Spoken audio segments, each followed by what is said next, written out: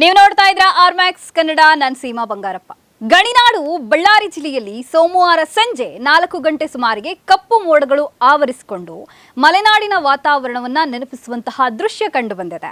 ಬಳ್ಳಾರಿ ಜಿಲ್ಲೆಯಲ್ಲಿ ಸಾಮಾನ್ಯವಾಗಿ ಬೇಸಿಗೆ ಹಾಗೂ ತೀವ್ರ ಬೇಸಿಗೆ ವಾತಾವರಣ ಕಂಡುಬರುತ್ತೆ. ಆದರೆ ನಿನ್ನೆ ಸಂಜೆ ದಟ್ಟವಾದಂತಹ ಕಪ್ಪು ಮೋಡಗಳು ಧರೆಗೆ ಇಳಿಯುವಂತೆ ಕಂಡು ಬಂದಿದೆ. ಜಿಲ್ಲೆಯಲ್ಲಿ ಹಲವೆಡೆ ತುಂತುರು ಹಾಗೂ ಅಲ್ಪ ಪ್ರಮಾಣದಲ್ಲಿ ಮಳೆ ಕೂಡ ಆಗಿದೆ.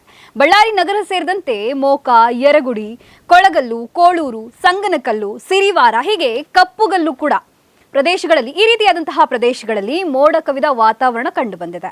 ಇದೇ ವೇಳೆ ಮಳೆಯ ನಿರೀಕ್ಷೆಯ ನಡುವೆಯೂ ರೈತರು ತಮ್ಮ ಜಮೀನುಗಳಲ್ಲಿ ಬಿತ್ತನೆ ಕಾರ್ಯವನ್ನು ಚುರುಕುಗೊಳಿಸಿದ್ದಾರೆ. ಈ ಕುರಿತು ವಿಶೇಷವಾದ ಮಾಹಿತಿಯನ್ನು ನಮ್ಮ ಪ್ರತಿನಿಧಿ ಕೊಡ್ತಾ ಹೋಗ್ತಾರೆ, ನೋಡ್ತಾ ಹೋಗಿ.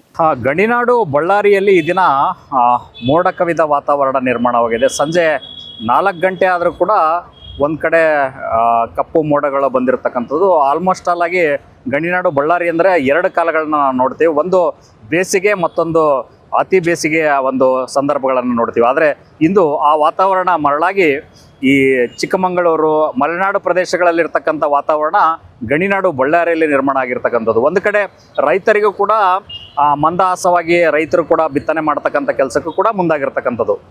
ಗಣಿನಾಡು ಬಳ್ಳಾರಿಯಿಂದ ಡಾಕ್ಟರ್ ಗಿರೀಶ್ ಕುಮಾರ್ ಗೌಡ, ಆರ್ಮ್ಯಾಕ್ಸ್ ಕನ್ನಡ ಸುದ್ದಿಗಾಗಿ.